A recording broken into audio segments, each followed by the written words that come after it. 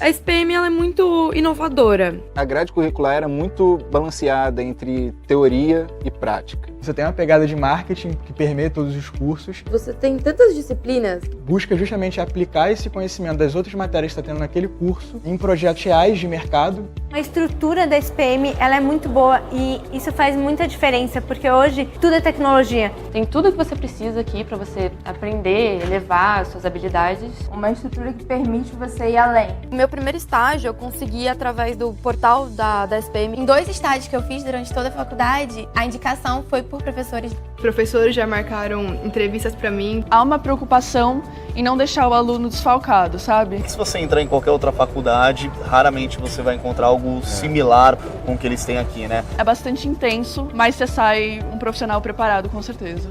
Melhor escolha da minha vida.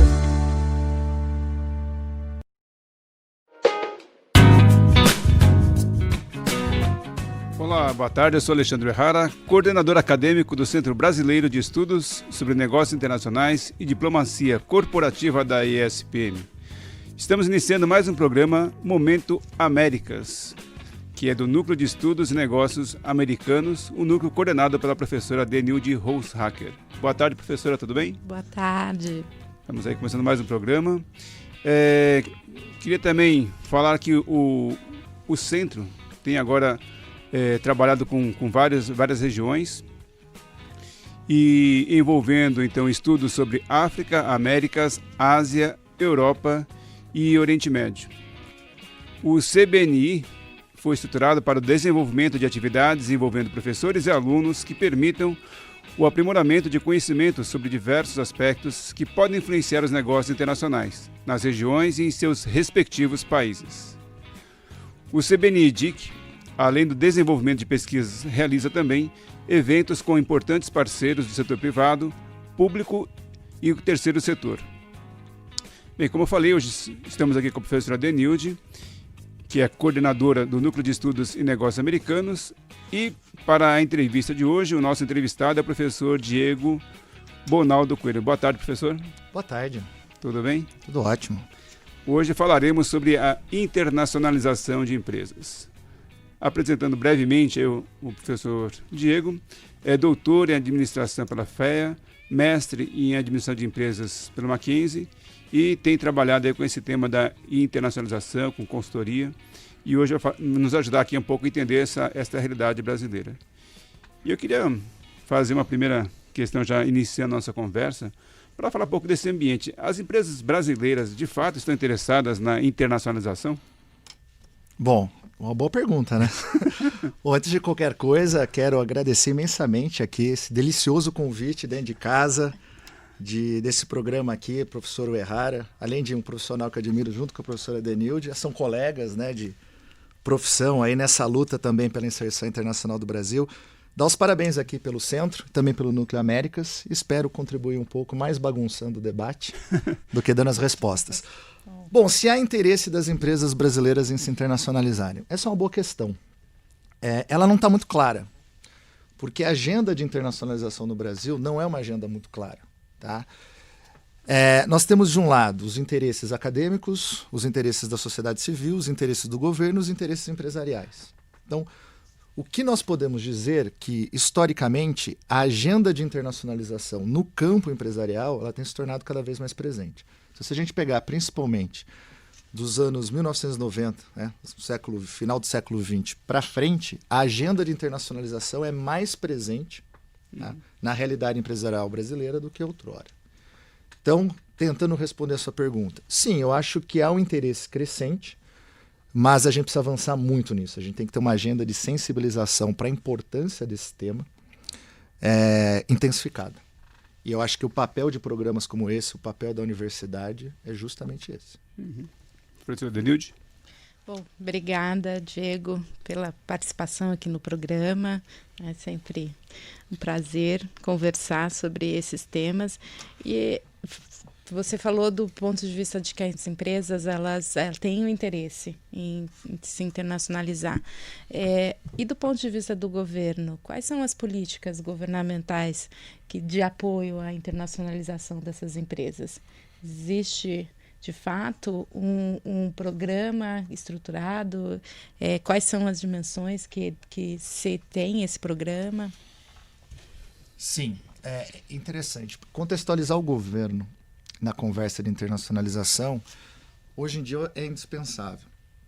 Pelo seguinte, pegando um pouco do que o professor Errara colocou e a sua pergunta, Denilde, muitas das empresas, não é que elas não tenham interesse, essa agenda não é próxima. E aí nós temos razões históricas para isso. Pensando no Brasil. Se a gente pensar Brasil, de mais ou menos 1930 até 1988, o Brasil se industrializou num programa de substituição de importações. Obviamente que ao longo desse processo, nós tivemos objetivos diferentes, intensidades diferentes, mas nós estávamos numa industrialização voltada para dentro, tá? Com mão firme na condução da política comercial governamental. Então o que acontece? O empresariado brasileiro da industrialização, ele foi totalmente condicionado a pensar o Brasil. Ele foi pensado para constituir o seu negócio para o mercado interno. E aí nós temos também uma vantagem nesse tipo de análise. O Brasil também é um país grande. Ele tem uma economia considerável, ele tem uma população considerável, então o epicentro da atividade econômica acaba sendo o mercado interno. Então você tem o quê? Uma política de industrialização para dentro, com um mercado e uma economia considerável. Sim. Então o que acontece? A mentalidade empresarial, ela pensa o Brasil. Então, se as empresas têm interesse ou não, muitas não se colocam essa agenda. Porque para muitas empresas, o Brasil basta. E esse é o primeiro equívoco que a gente tem que tentar desconstruir. E um dos fatores que tem ajudado muito o Brasil nessa agenda é uma política governamental. E aí eu começo a trazer um pouco o governo para responder a professora Denilde. O governo sempre participou das movimentações internacionais empresariais na história. Tá? Às vezes mais, às vezes menos. Mas o que a gente começou a perceber? Quando a gente tem as ondas mais bem organizadas de internacionalização empresarial, principalmente pós-Segunda Guerra, muito se dava a tentativa de explicar esse fenômeno por variáveis econômicas. Até aí tudo bem, a gente conseguiu avançar na teoria, eu não vou entrar aqui no mérito, mas a gente conseguiu fatores explicativos interessantes. Mas quando você chega, principalmente na virada do século, algumas empresas, principalmente de países emergentes, começam a se internacionalizar de maneira bem robusta. E o referencial teórico, principalmente de ordem econômica, não estava dando mais conta para explicar isso. Então, o que estava explicando isso? E aí que a gente começa a chegar um pouco ao governo. O governo, historicamente, ele sempre entrou na internacionalização, mas ele entrava mais em comércio, principalmente com subsídios às exportações, incentivos e subsídios às exportações e as restrições clássicas às importações, barreiras tarifárias e não tarifárias. Só que chega um momento que esse jogo muda um pouco, porque com essa movimentação internacional das empresas, a despeito das intervenções governamentais, você começa a conformar um novo contexto das cadeias globais de valor, da movimentação de capitais, etc. E os governos percebem que ou eles entendem esse fenômeno porque é fundamental para suas economias, afinal de contas, quando uma empresa se movimenta internacionalmente, ela constitui as cadeias, isso impacta a alocação de recursos e fatores nas economias, o que vai impactar a produtividade e crescimento das economias. Então os governos começam a se interessar nas atividades das empresas. E eles falam o seguinte: eu preciso entrar nesse jogo de maneira mais robusta. E o que a gente começa a ver? A gente começa a ver, principalmente do final dos anos 90, do século XX para o século XXI, que os governos começam a sair única e exclusivamente das políticas comerciais mais clássicas, ou seja, restrição à importação por meio de barreira tarifária e não tarifária e incentivos fiscais à exportação, e eles começam a constituir mecanismos de incentivos mais robustos para não apenas incentivar e apoiar uma internacionalização mais complexa de empresas nacionais, mas para atrair empresas estrangeiras para a sua economia. Então, hoje, não há governo que não tenha uma política desenhada para a internacionalização de empresas nacionais. Tanto para a atração dessas empresas, quanto para o apoio das empresas nacionais para outros mercados. E esses incentivos, eles têm assumido outras naturezas, por exemplo. Quais seriam? Se a gente pegar historicamente, os incentivos fiscais e tributários mais clássicos. Tá. Depois vem os incentivos de financiamento, também são clássicos. Tá? Mas não apenas financiamento à exportação. Por exemplo, no Brasil, no século XXI, a gente não apenas tinha financiamento à exportação, mas a gente entrou com financiamento a operações do exterior, via BNDES, tudo bem? Que deu um monte de debate, mas o Brasil não é o único, todos fazem. Mas nós tivemos aí clássicos embates da Embraer com a Bombardier, por exemplo. Sim, né? que era na questão do financiamento. No caso da Embraer com a Bombardier, era uma modalidade do PROEX equalização. Aí o que acontece? Outras naturezas de incentivos ocorrem. Não apenas os acordos internacionais e não apenas nesses acordos os preferenciais de comércio, mas também acordos de proteção ao investimento, acordos de bitributação. Mas o que tem chamado mais atenção, que daí junta muito a questão da pergunta da Danil de quando errar, as duas se encontram, é que os governos começaram de maneira mais intensa no final do século XX com apoios informacionais. O que são esses apoios? O governo chega até a empresa, ele não trabalha mais no campo apenas macroeconômico, como as políticas anteriormente, ele desce para o campo microeconômico e ele vai até a empresa. E ele dá uma série de apoios com o objetivo de capacitar essas empresas à internacionalização. Desde o desenvolvimento de uma mentalidade da empresa para esse processo e dando suporte. Então tem programas de treinamento, realização de inteligência de mercado, constituição de missão e promoção comercial para abrir mercado. Não é por acaso que é nesse contexto que começa a surgir de maneira robusta essas agências de promoção. No caso brasileiro, Apex Brasil, Jetro no Japão, Cotra na Coreia. Todos os países têm esse tipo de agência. Então, se você pensar hoje, os governos têm... se você pensar num escopo de políticas de apoio à internacionalização, basicamente nós temos apoio informacional, assistência técnica, inteligência de mercado, curso, treinamento, missão, promoção, feiras, eventos. Temos os incentivos fiscais, que continuam, eles estão ficando mais complexos, mas continuam. Os incentivos de crédito, financiamentos, também continuam. China faz, Brasil faz, tá? Todos fazem. Existem os acordos comerciais, que daí também não é só o acordo de comércio, eu já posso colocar proteção e bitributação. Tá? E tem também a Comfort Zone, que esse é tipo de uma assistência, só que no país de destino. Então você cria uma estrutura do seu governo num país de interesse e essa estrutura ela recebe as empresas do país que tem interesse em internacionalizar e faz o que a gente chama de um soft land, ou seja, prepara uma chegada mais suavizada. Vou dar um exemplo. O exemplo seria o escritório de Pequim? Os escritórios da Apex Brasil no exterior. Então, o que acontece? Eu tenho vontade de mercado norte-americano, mercado chinês, eu tenho um apoio do meu governo, que vai lá me ajudar a constituir uma agenda, vai me colocar em contato com um contador, com um advogado, e pode chegar até a ter uma incubadora, como a Apex já teve no escritório de Miami, uma incubadora que as empresas brasileiras, com um preço bem interessante, poderiam ficar ali com um telefone, uma mesa, para começar a sua inserção naquele mercado. Tá? E isso não, eu citei a Apex, mas a gente pode citar a dos estrangeiros no Brasil, inclusive, etc.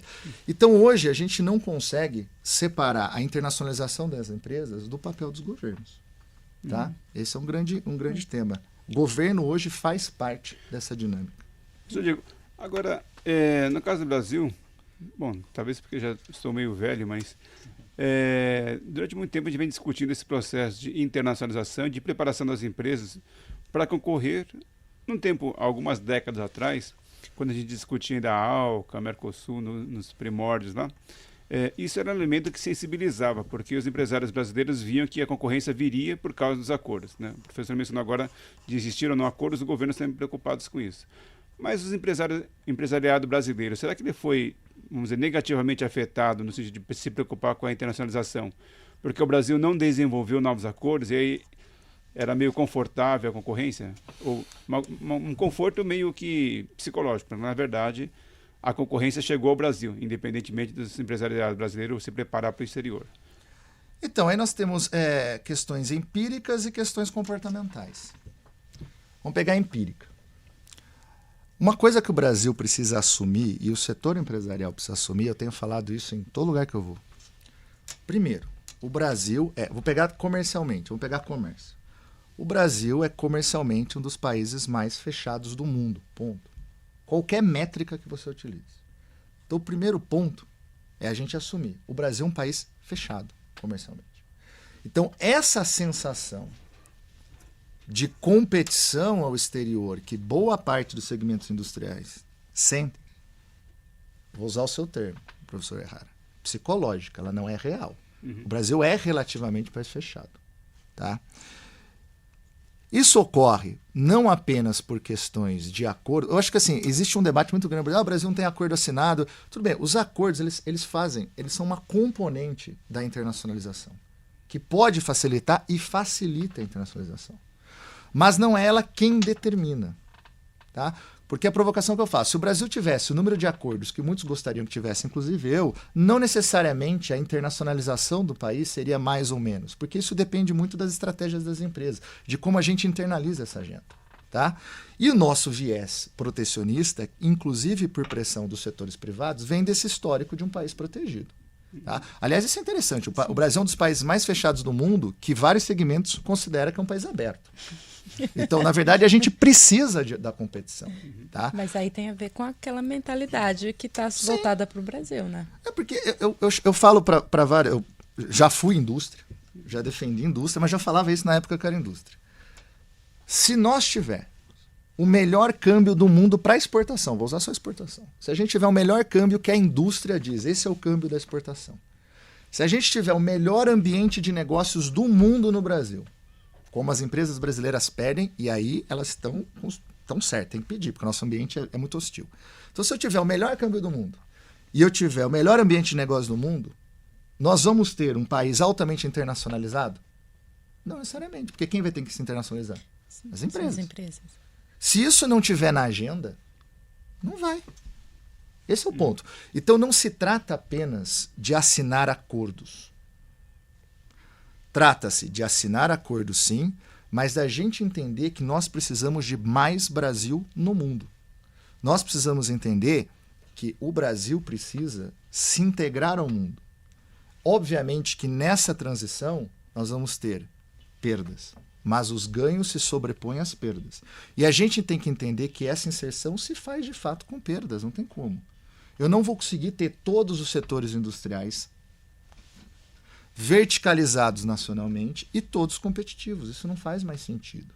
Então, na verdade, primeiro a gente tem que começar a lutar o seguinte: precisamos de mais Brasil no mundo. E aí eu vou puxando. Porque, olha só, o Brasil conseguiu aumentar consideravelmente a sua internacionalização empresarial, ainda que muito aquém do seu potencial, sem ter os acordos. Agora, você não pode também pegar o que eu falei e falar: o Brasil não precisa de acordos. Mas não é apenas acordo. Até porque quando você assina uma área de livre comércio hoje, ela não começa amanhã. Você tem um cronograma de desgravação que os setores vão se ajustando. Esse cronograma pode levar décadas. Tá? E outra, se a gente está falando de acordos por questões tarifárias, o Brasil é um dos países com a estrutura tarifária relativamente mais alta do mundo. Então, para entrar nos outros mercados, está relativamente tranquilo. Agora, as barreiras não tarifárias são problemas, mas a gente tem que entrar com diplomacia corporativa, tem que entrar com diplomacia de Estado para resolver isso. Então, não são apenas os acordos que determinam isso daí. Ok. Bom, chegamos à metade do nosso período aqui. Eu queria fazer um pequeno intervalo e retornaremos em seguida para conversarmos um pouquinho mais sobre a internacionalização das empresas no Brasil, com o professor Diego Coelho no dia de hoje.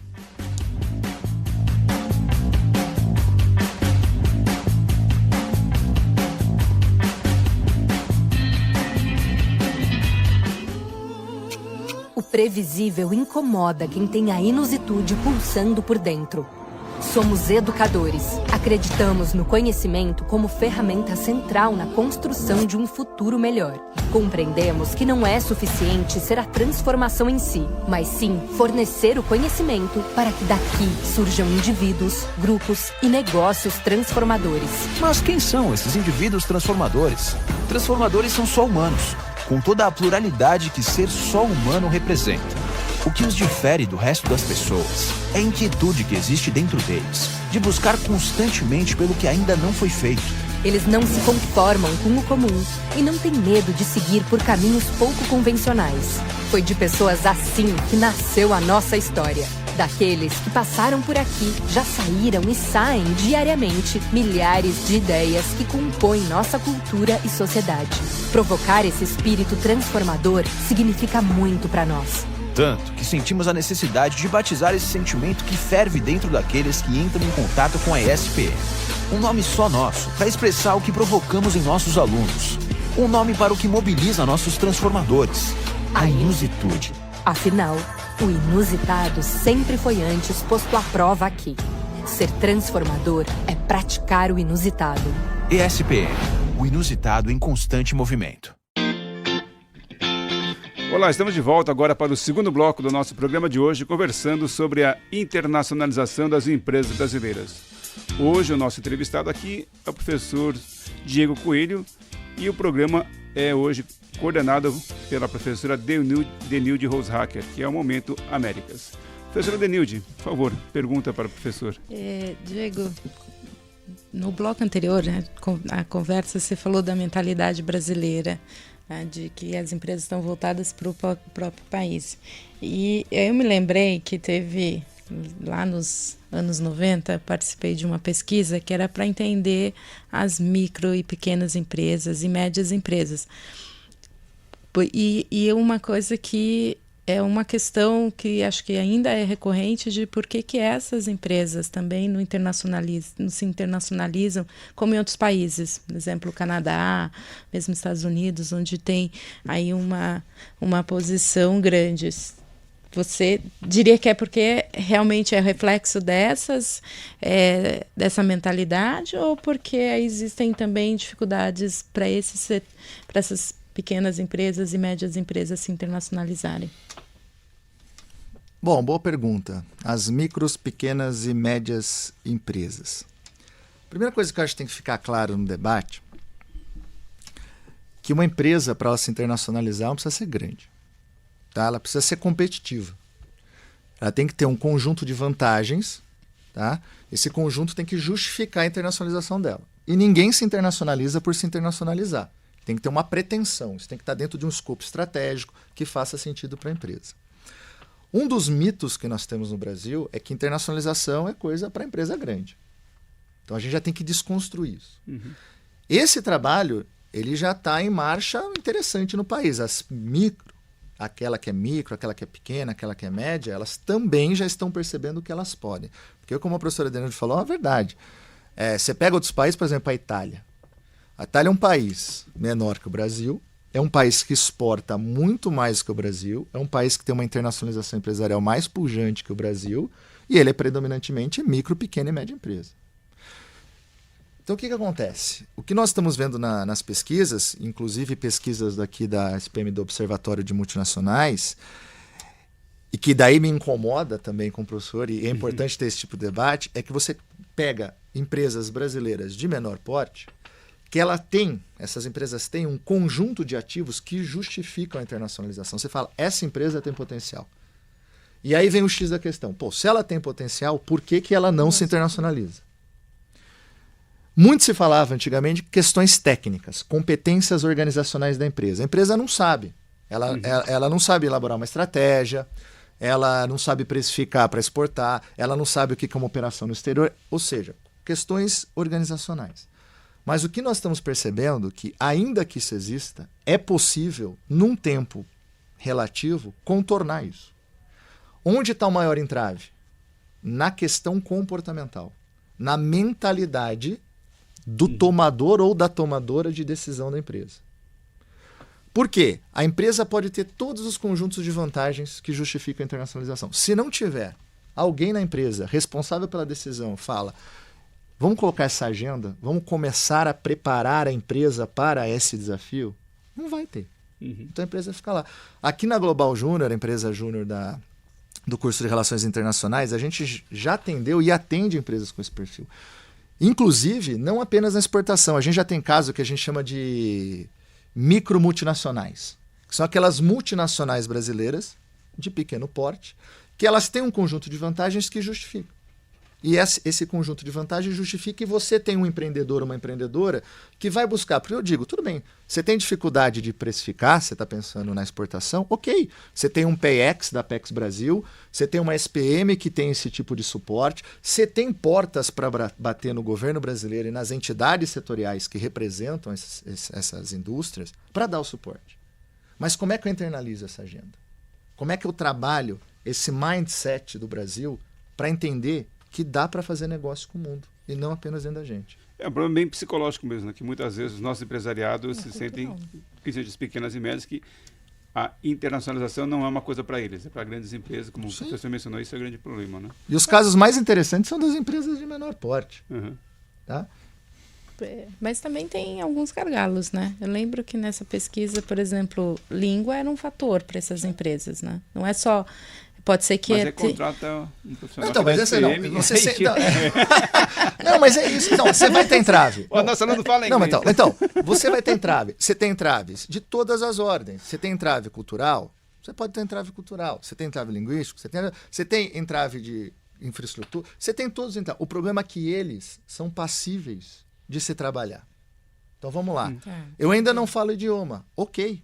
Mas essa agenda pode começar, você pode se preparar, você pode ter suporte. É óbvio que negociar com tradutor e negociar sem tradutor é diferente, mas isso não significa que a empresa não possa dar o seu passo. Se eu contar o número de casos que eu tenho atendido, tanto em consultorias que eu presto em parceria com a Apex Brasil, consultorias que eu faço e aulas que eu dou para empresários e empresárias, a quantidade de casos interessantíssimos que a gente vai, aqui na SPM mesmo, a gente atendeu desde economia criativa de artesã, que já está se internacionalizando, até a empresa, que posso citar aqui, que é o CEO é o Hélio, a Bifum, que é macarrão de arroz, que está indo para a China. Você fala, pô, tem muita coisa interessante. A gente tem como... Não é apenas alpargatas, não é apenas a Embraer. É óbvio que esses casos são sensacionais, mas o Brasil é muito maior que isso. Tem um potencial muito maior. E o trabalho é justamente chegar nessas empresas e falar, você tem condições. E às vezes o seu diferencial não é para o mercado norte-americano, mas pode ser para o mercado uruguaio, paraguaio, chileno. Até porque eu brinco, dólar não tem origem. Fazer negócio com o Paraguai, se for bom, é tão interessante quanto fazer negócio com qualquer outro país do mundo. Então a gente tem muito preconceito do mundo no campo empresarial, a gente é muito ensimesmado economicamente. A gente precisa expandir um pouco mais esse horizonte. Tá? Esse exemplo é bem interessante, né? Porque o Bifum, não sei se os nossos ouvintes conhecem, né? Mas que é o macarrão de arroz. E vender macarrão para os chineses, como eu falei, é uma coisa sensacional. Quem inventou o macarrão não foram os italianos. Sim, foram os chineses. Foram os chineses. Sim. Alexandre, conhecimento. Não, e a gente tem vários casos. Você pega Frutos da Amazônia. Frutos da Amazônia é uma empresa também que fez uma parceria com o Corpus Júnior, que é um evento aqui do COGRI, que ela está colocando panetone com cupuaçu na Europa. Mas a gente também tem setores de tecnologia. Nós temos startups. A iFood é brasileira, já é uma multinacional brasileira.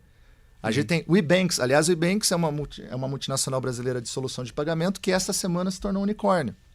Então a gente vai desde setores de tecnologia, nós temos unicórnios, a gente vai até setor de alimentos, a gente vai máquinas e equipamentos. O setor de máquinas e equipamentos brasileiros ele é relativamente bem internacional. Nós temos a VEG, uma multinacional brasileira super importante no setor.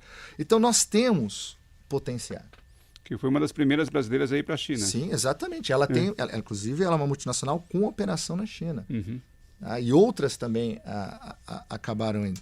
Então é o seguinte, a gente precisa fazer esse debate. Que a gente tem que entender, pelo menos essa é a minha percepção, a gente não pode confundir nacionalismo com interesse nacional. Tá? Interesse nacional é você defender os interesses do seu país no mundo, com o mundo, apesar do mundo, mas não sem o mundo. Esse é o ponto. É uma boa. Não tem como você virar as costas e falar, não, eu vou fazer tudo aqui dentro. Então esse é um debate econômico até que a gente tem um debate político econômico no país que sempre volta e meia fala disso. A indústria brasileira, o comércio, os acordos. Mas é o seguinte, a evidência empírica diz. Você pega os melhores estudos econômicos, a evidência empírica diz. Quanto maior a inserção, os resultados em produtividade tendem a ser mais robustos e maiores. É óbvio que eu vou ter que fazer ajuste. Mas a questão é a seguinte, não fazer o ajuste é um custo muito maior. Ficar fechado é um custo muito maior do que começar a pensar a nossa inserção mais ativa, proativa e competitiva. Professor, e qual a relação desses comentários que você tem feito com o Observatório, né, que você coordena também? Bom, o Observatório Multinacionais é um think tank, tá? Que ele está em constante reformulação para se colocar nessa agenda e ele tem por objetivo agrupar tanto players de mercado, o empresariado, quanto acadêmicos, justamente para debater isso. Porque não adianta também nós, como acadêmicos, por isso que eu estou dando os parabéns aqui pro programa, não adianta a gente ficar também insulado na faculdade. Então a gente tem pesquisas excelentes sobre atração de investimento brasileiro, política de comércio, estratégia empresarial, em várias universidades aqui. Isso fica dentro da banca do doutorado, ou entre os pares nos journals. A ideia é pegar esse conhecimento acadêmico, trazer para o mundo empresarial e propiciar um debate. Por exemplo, são essas pesquisas acadêmicas que têm que mostrar, e têm mostrado, que trabalhar o lado comportamental de um tomador de decisão para internacionalização tem sido tão relevante quanto dar ferramentas de precificação para exportação. Porque não adianta. Sabe o que a gente vê muito, inclusive, na SPM? Às vezes chega uma empresa aqui, tem uma aula excelente de exportação, fala, uau, só que quem veio? O gerente de vendas.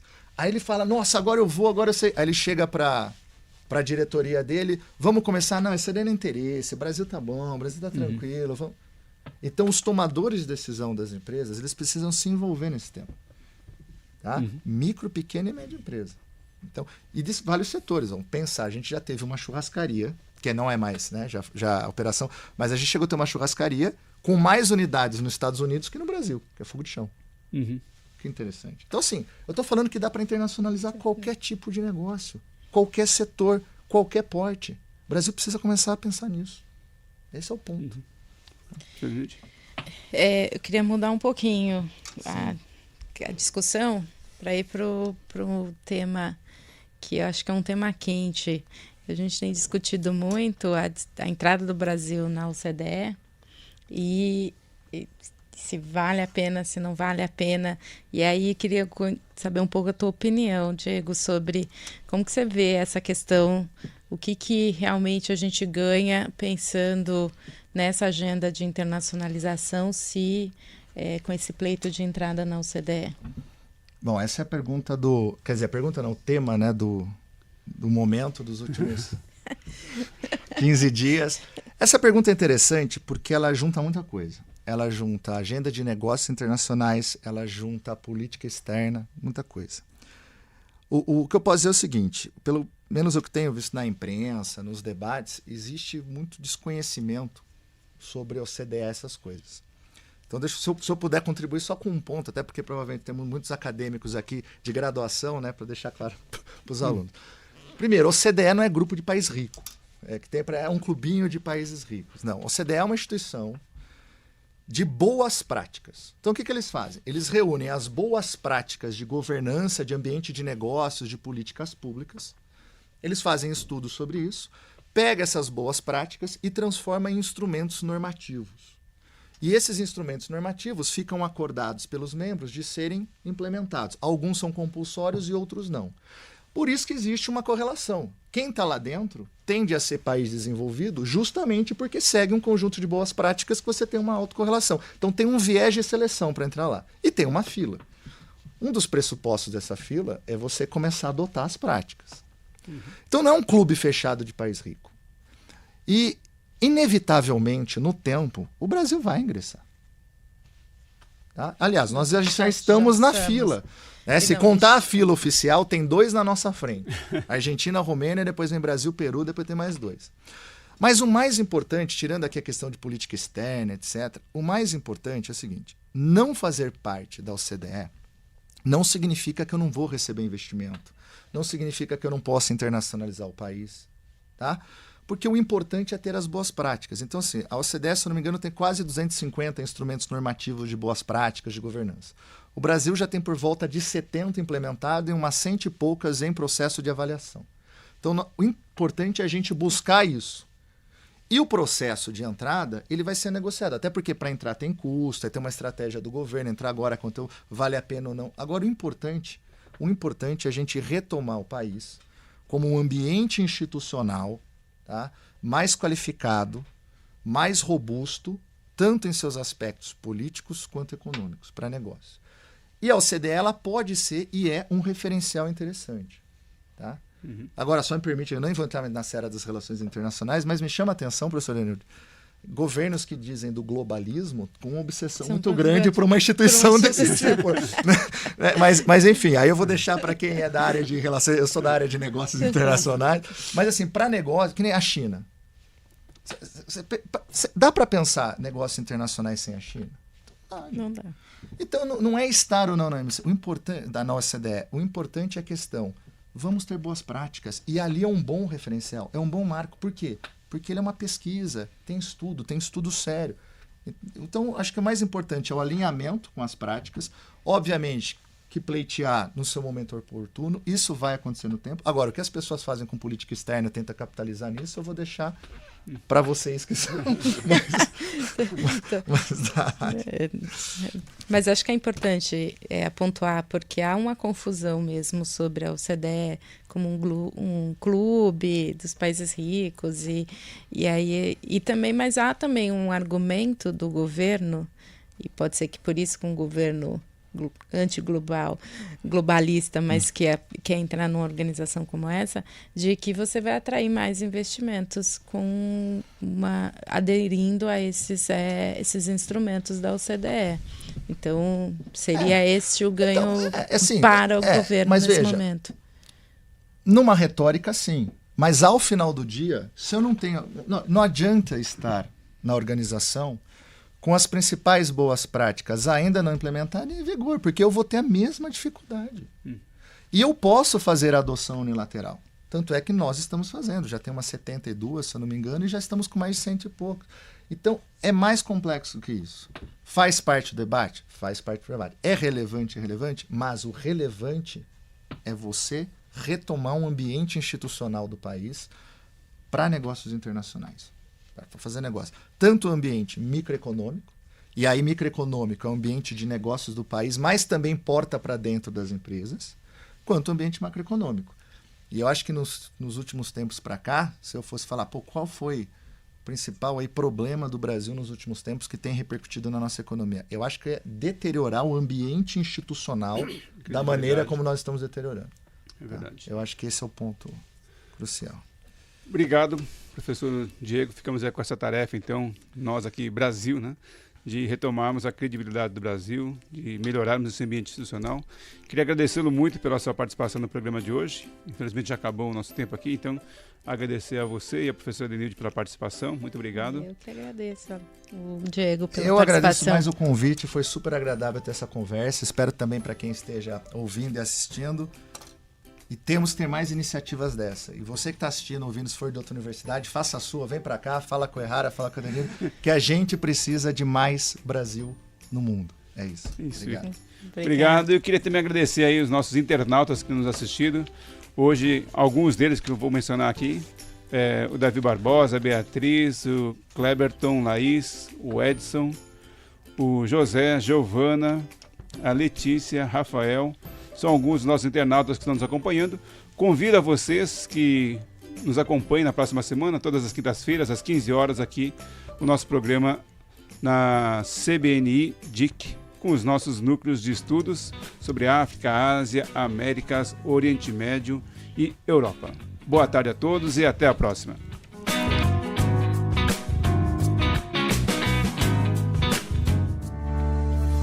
A SPM ela é muito inovadora. A grade curricular era muito balanceada entre teoria e prática. Você tem uma pegada de marketing que permeia todos os cursos. Você tem tantas disciplinas. Busca justamente aplicar esse conhecimento das outras matérias que está tendo naquele curso em projetos reais de mercado. A estrutura da SPM ela é muito boa e isso faz muita diferença, porque hoje tudo é tecnologia. Tem tudo que você precisa aqui para você aprender, elevar as suas habilidades. Uma estrutura que permite você ir além. O meu primeiro estágio eu consegui através do portal da SPM. Em 2 estágios que eu fiz durante toda a faculdade, a indicação foi por professores. Professores já marcaram entrevistas para mim. Há uma preocupação em não deixar o aluno desfalcado, sabe? Se você entrar em qualquer outra faculdade, raramente você vai encontrar algo similar com o que eles têm aqui, né? É bastante intenso, mas você sai um profissional preparado, com certeza.